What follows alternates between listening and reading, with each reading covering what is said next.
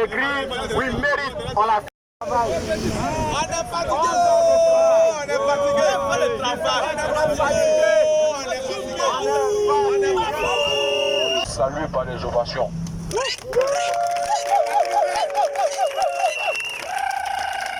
Cela montre votre détermination.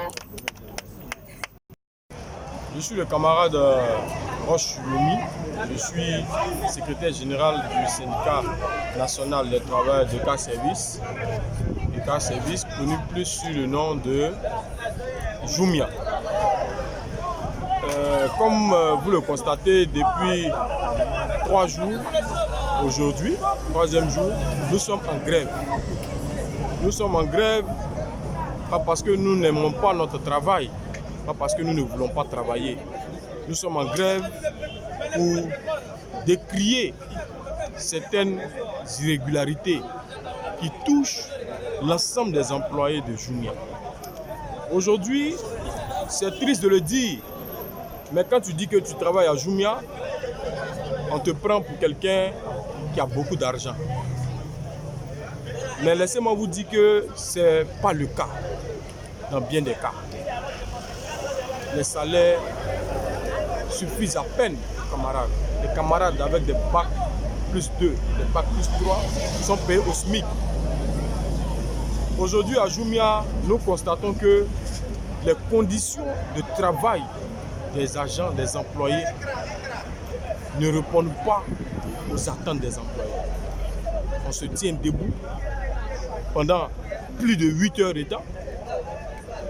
Pendant que cela crée d'énormes soucis à nos camarades, l'employeur ne songe même pas à mettre en place un comité sécurité santé au travail. On a plusieurs cas où des camarades sont tombés.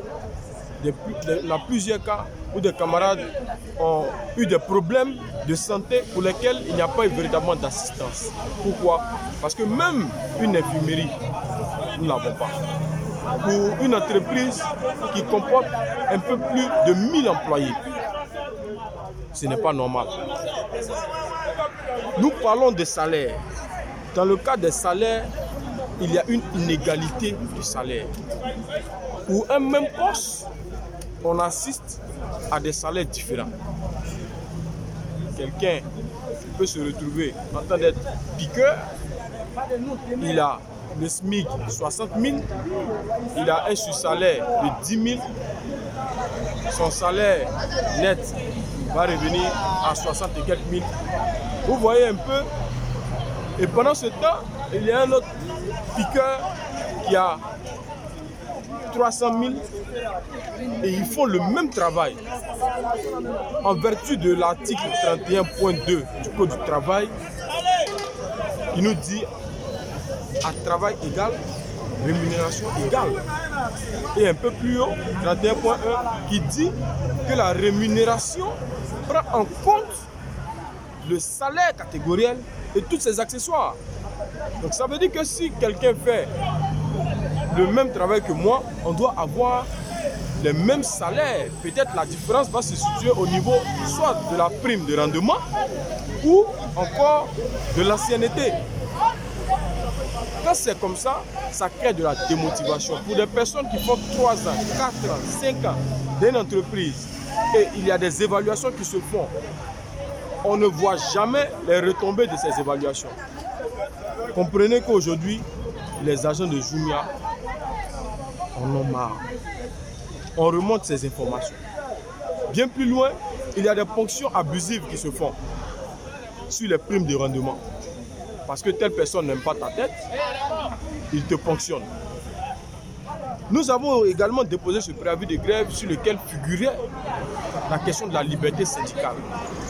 Manifestement, nous nous rendons compte que notre employeur, au lieu de chercher à favoriser un dialogue social en entreprise, parce que je le rappelle, nous nous inscrivons dans un syndicalisme de participation. Donc nous proposons à l'employeur des conditions qui peuvent amener nos camarades à être encore plus productifs pour que les chiffres de notre entreprise puissent grimper. On nous laisse entendre que l'entreprise ne fait pas de bénéfices. Malheureusement, nous constatons dans le même temps que des personnes sont payées à des salaires faramineux, alors que d'autres ne le sont pas. Donc nous avons recadré la question de la liberté syndicale. Parce que l'employeur, pour l'engagement syndical, attaque le secrétaire général, attaque des camarades qui sont autour du secrétaire général, fait des ponctions sur les salaires, tient même des propos humiliants devant l'ensemble des employés à ces personnes. Va bien plus loin pour faire même des rétrogradations. On a le cas de notre camarade manager qui a été rétrogradé de son service. On a le cas de notre camarade qui est secrétaire de section. Il a été muté dans une autre agence. Pendant qu'il est évalué donc, sur le chiffre d'affaires de cette agence. Il est dans une agence X où il touche une prime de 1 million, par exemple. Et on l'envoie dans une autre agence, là où il va toucher une prime de 50 000. Nous considérons que ça, c'est une atteinte à la liberté syndicale, camarades. On intimide les camarades, on les empêche d'intégrer le syndicat. On nous empêche même de faire des rencontres au sein de notre entreprise. Ce n'est pas normal. Nous considérons cela comme une atteinte à la liberté syndicale qui est mentionnée dans la convention collective de 1977. Donc nous invitons l'employeur à répondre de ses actes et à rectifier le tir pour ne pas que cela ait un impact négatif sur la vie de notre entreprise.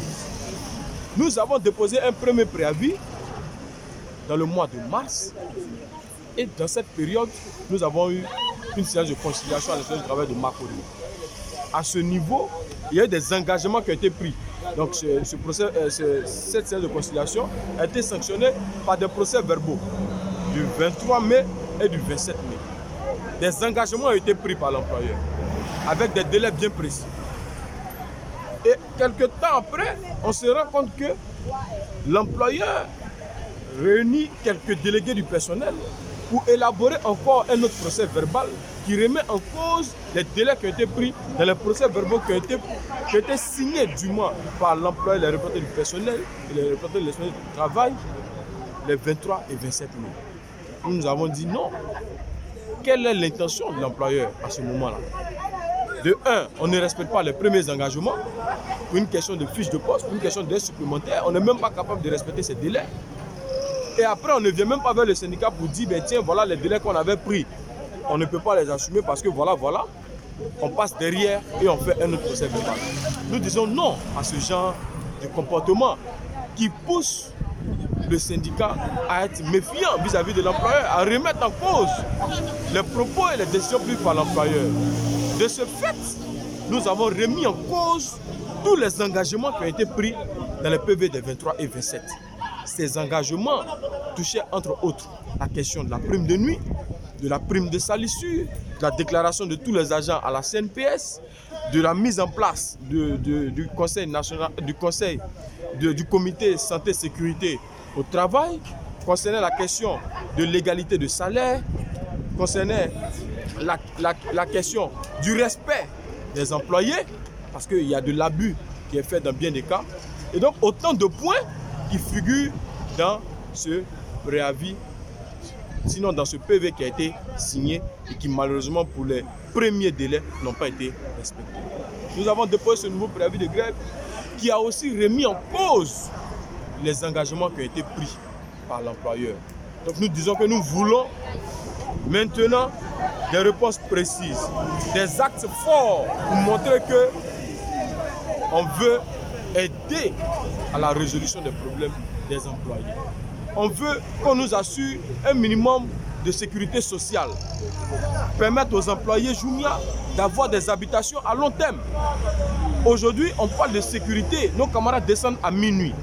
Il n'y a pas de moyen de transport pour leur permettre de partir. Et pendant ce temps, on leur propose une prime de nuit de 2000 francs. Convenez avec moi que 2000 francs ne peut même pas payer le transport à peine la nuit, parce que c'est un taxi qu'il faut prendre pendant que le salaire il est moins. Donc voici autant de problèmes, de revendications que nous avons mis à la table de l'employeur. Et nous disons que nous restons toujours ouverts au dialogue. Nous restons toujours ouverts au dialogue et donc nous appelons notre employeur à nous aider à solutionner ces problèmes que nous avons déposés sur la table. Faute de quoi, nous serons malheureusement dans l'obligation de poursuivre cette grève de façon illimitée et en ce moment, on demandera dans bien des cas le départ de certaines personnes au sein de notre entreprise parce qu'on aura compris qu'à la réalité, c'est ces personnes qui constituent le blocage à l'épanouissement des employés. Chers camarades, c'est le message que je voulais vous porter et dire que le SNTCI est un syndicat de participation qui est affilié à la centrale syndicale UGTCI qui nous soutient depuis le début. Sur ce,